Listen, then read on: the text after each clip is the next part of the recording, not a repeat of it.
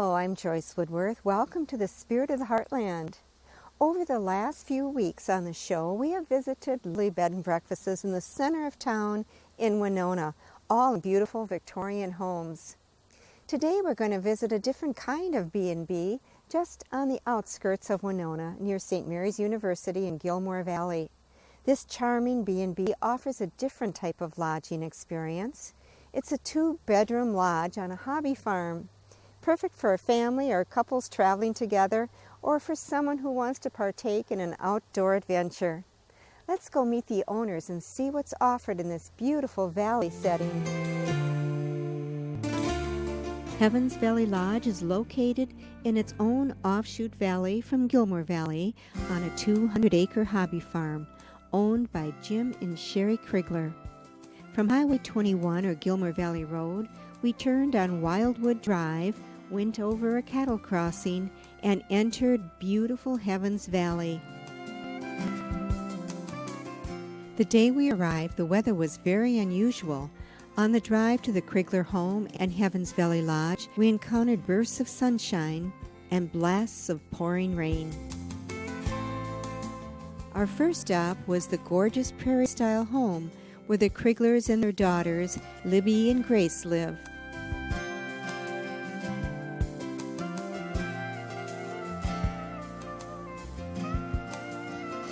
We were greeted by the warmth of a crackling fire burning in the lovely stone fireplace. The moment we arrived, the rain was pouring down, so we decided to start right here in this inviting, welcoming spot. We're sitting in Sherry Krueger's beautiful home here at the end of the valley.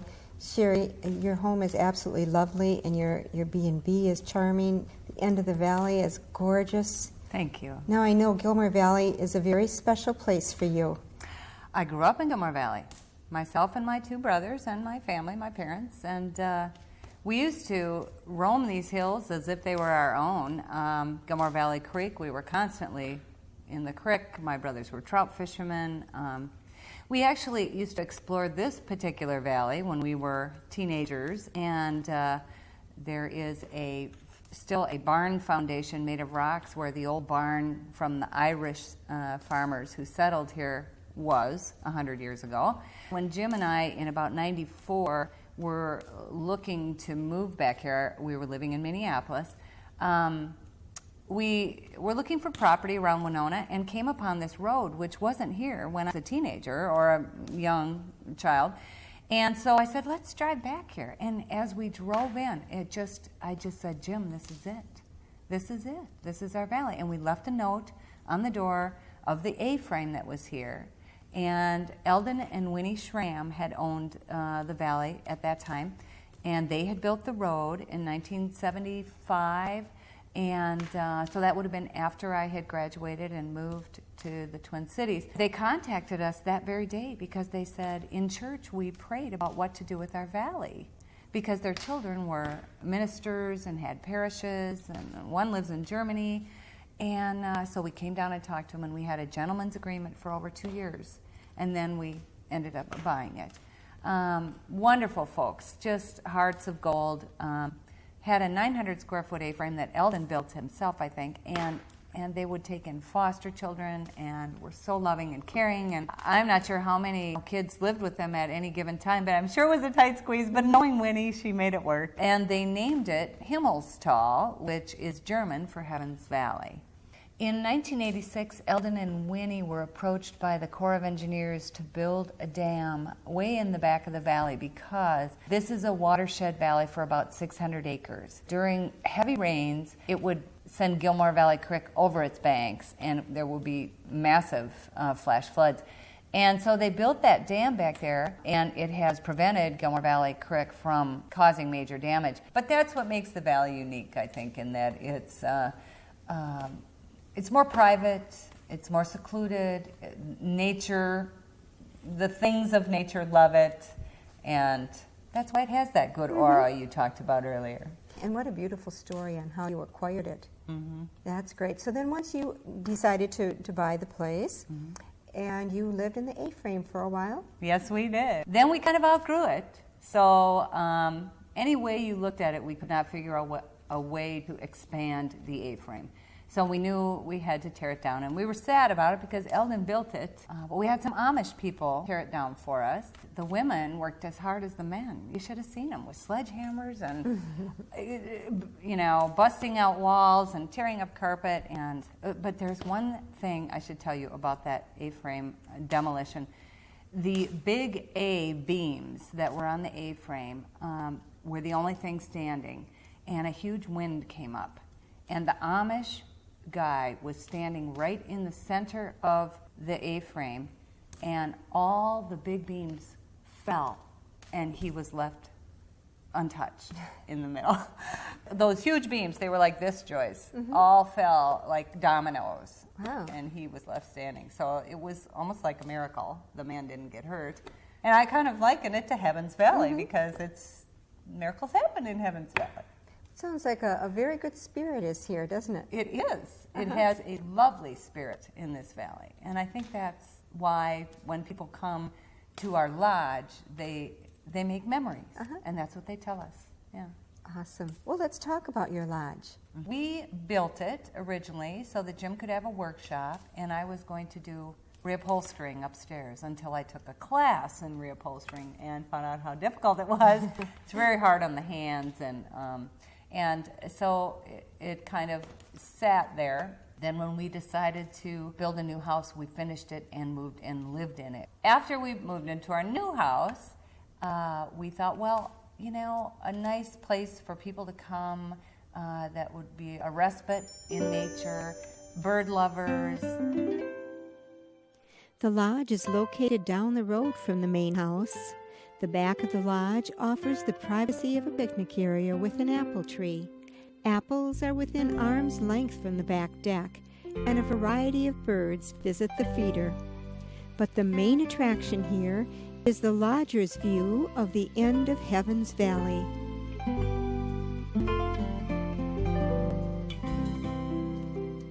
And below the lodge, if they're lucky enough, they will see Libby Krueger tending her donkeys.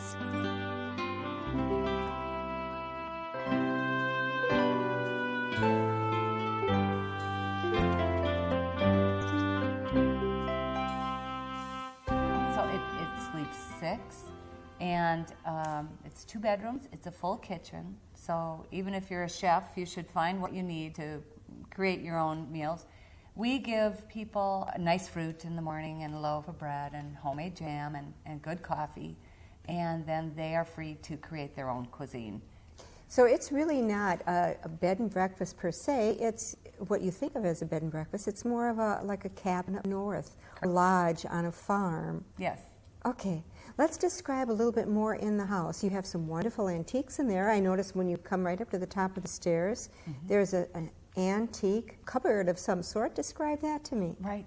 I bought that at a farm auction. Jim took the mint green paint off of it. But yeah, that is pretty much how we acquired a lot of the furniture down there. And some is antique and some is not, but it's just kind of an eclectic little place. Well, it is very charming. I love the fireplace and the coziness of it. Oh, thanks. The lodge is totally charming, and throughout this comfortable bed and breakfast, or cabin, whatever they choose to call it, there's a feeling of cleanliness and a sense of hard work.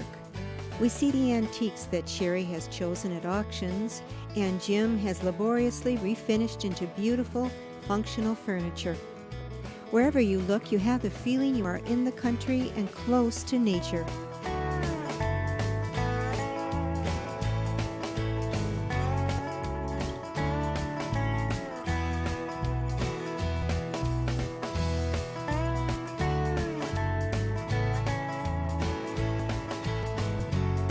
Pictures on the wall bring back a feeling of nostalgia, taking you back in time to when agriculture was more the focus than technology, creating a feeling for the guests of a simpler life here, sort of like going back to Grandma's house on the farm.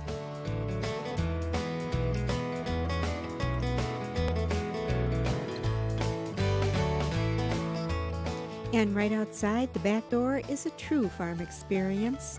As the chickens peck outside their coop for worms, Grace and Libby gather their eggs.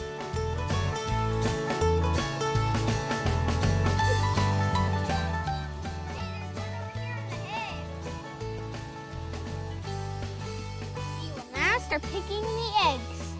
1, 2, 3, 4, 5, 6 eggs. Beautiful. Would you like to go and look at the donkeys? Watch them run. What did you say, Grace? Look at the donkeys and watch them run. If you'd like to see them buck and kick and run around, you'll see some real big action. Trust me.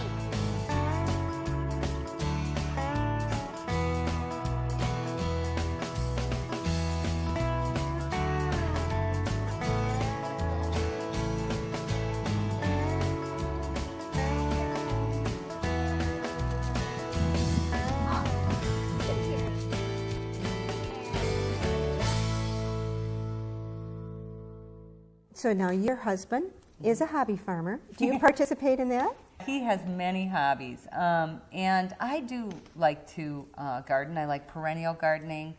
I'm a typical hobby farmer's wife. I can tomatoes, I make jams, we have lots of raspberries, there are blackberries here. Jim has his orchard that is now, prime and producing apples, so I don't know what I'm going to do with all those apples, Joyce.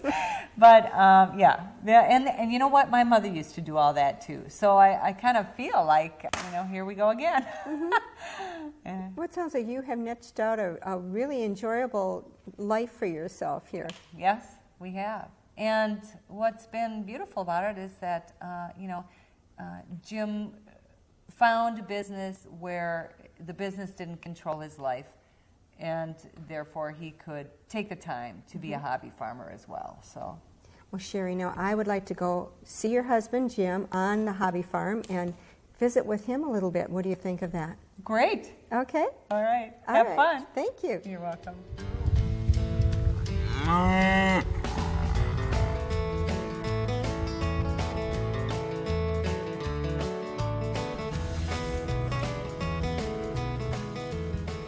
We headed out to the hobby farm and the Krieger's fenced-in pasture, where we came upon Jim, who was walking amongst his gentle beasts and seemed to be at home with them as if they were a pack of poodles in his backyard.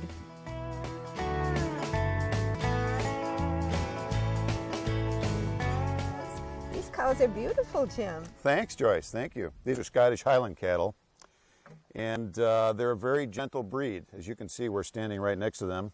Although I'm protecting you with the bucket, they're pretty gentle anyway. Thank you. I almost want to reach out and pet him. He's so cute. Well, that's a her, and that's Tilly. And thanks, she's the friendliest cow that we have, actually. They're originally from the Scotland area. They're a very old breed, and I think throughout the centuries they've bred out the ones that were a little cantankerous, and they use those for food. And see, I just saved you there from that one. One cow's pushing.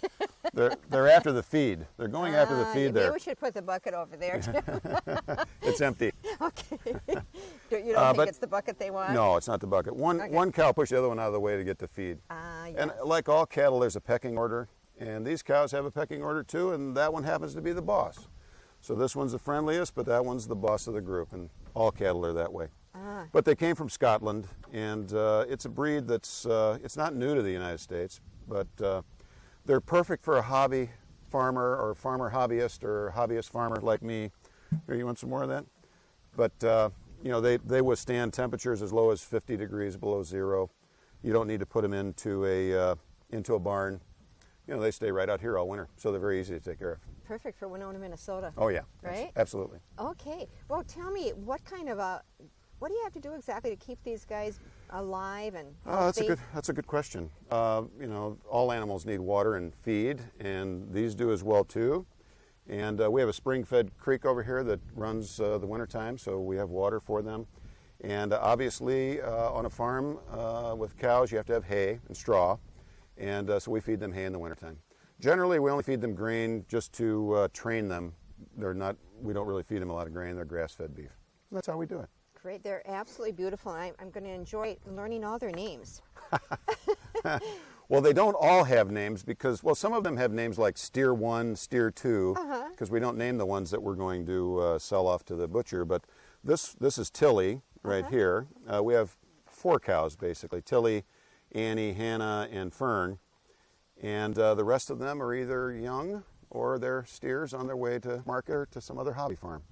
Well, now you are a true hobby farmer. I like to call it a hobby farmist. Hobby farmist, okay. yes. You are a true hobby farmer. Tell me about what's the connection between the hobby farm and your bed and breakfast? And the lodge, and Heavens Valley Lodge.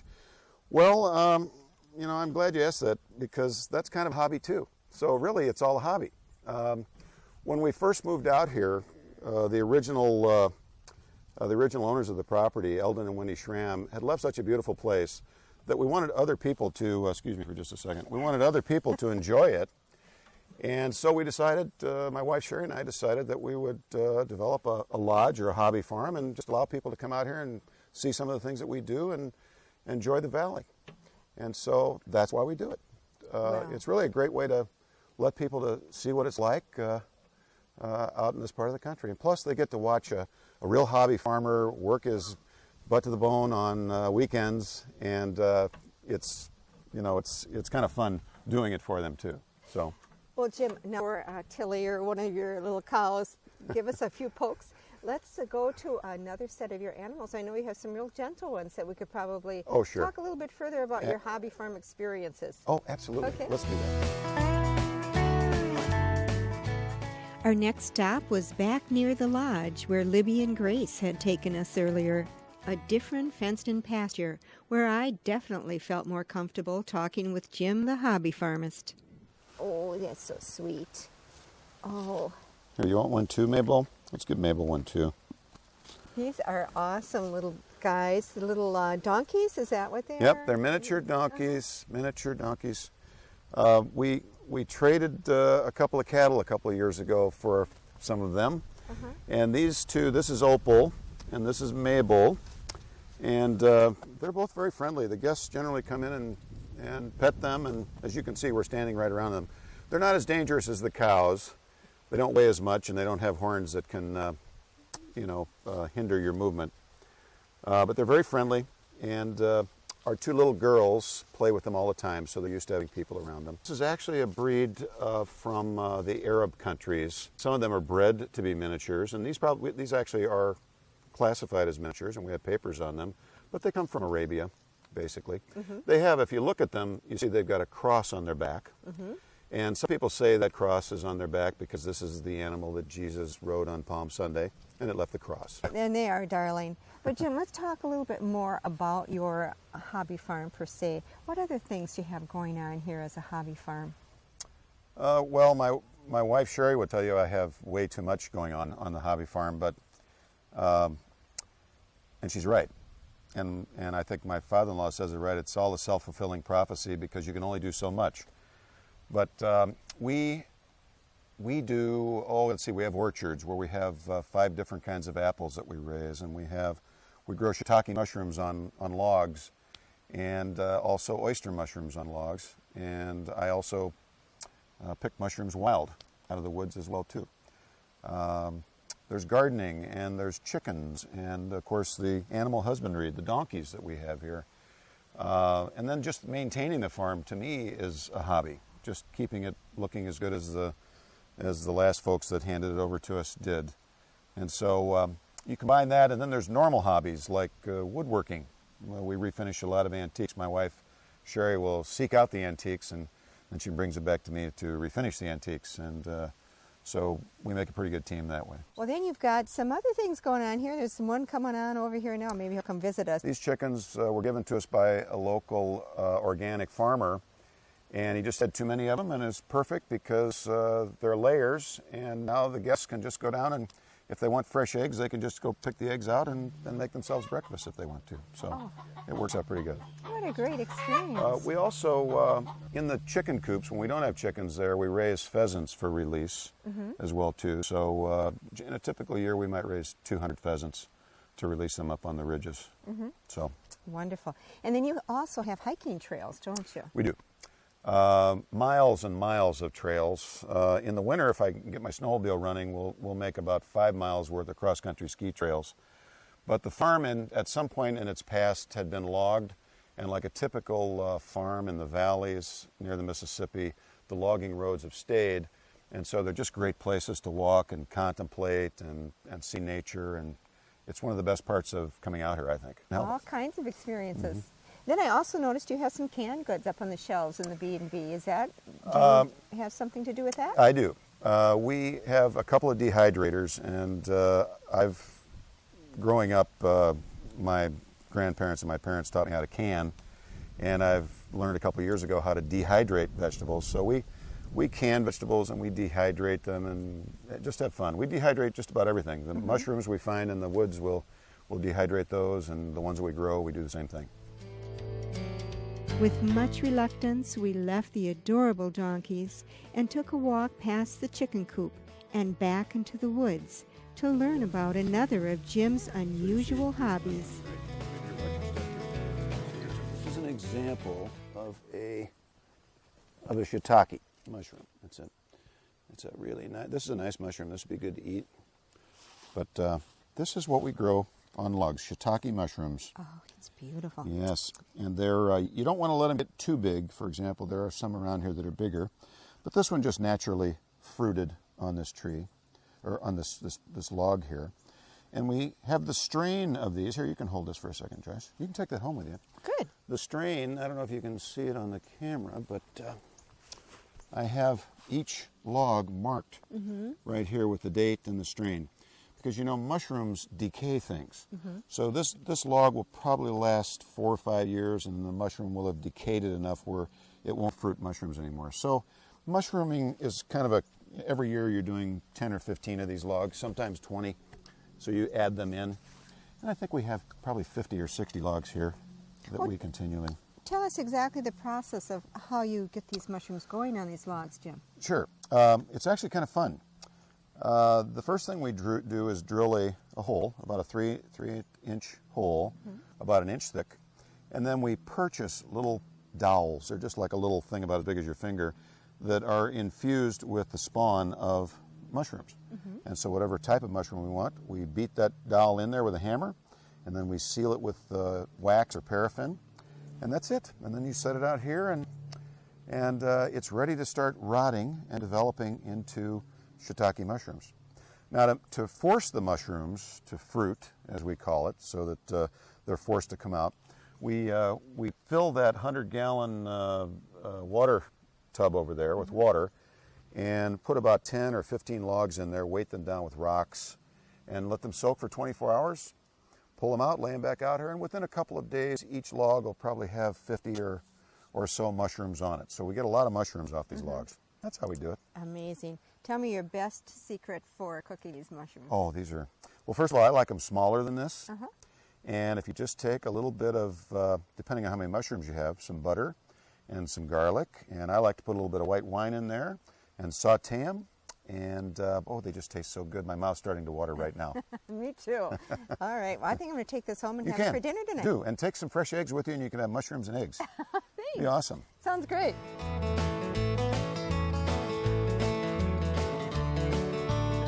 Back at the chicken coop, Grace and Libby presented me with some fresh eggs to take home before I headed back to the house to say my goodbyes to Sherry and Jim. We're back in the living room with the Krieglers, and we just have had an absolutely wonderful day today with both of you. Jim, I just enjoyed all the hobby farm experiences that you go through. Glad you could be here. Well, thanks. And you gave us so much history of the valley and of the home and how you started here and your bed and breakfast. Tell me what it's been like for the two of you, how you feel in general about having a bed and breakfast and a hobby farm in Gilmer Valley. Well, for me, it's kind of like deja vu because I grew up in Gilmer Valley, and I feel very blessed to be able to give our children the same appreciation for nature that I grew up with. To roam the hills and play in the creek, and as well as our guests in the lodge. So it's been a very rewarding experience. Great. You too? Well, absolutely.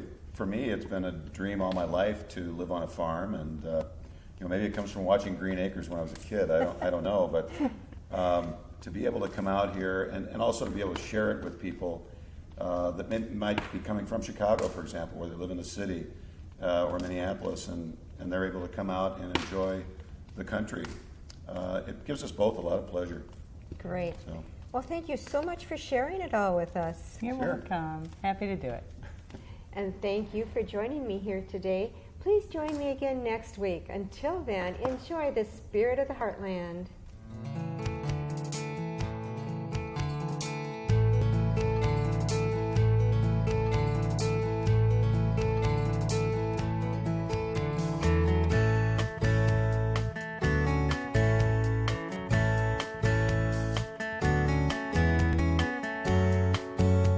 This show can be seen Saturday, Sunday, Monday, and Tuesday at 1 and 7 p.m.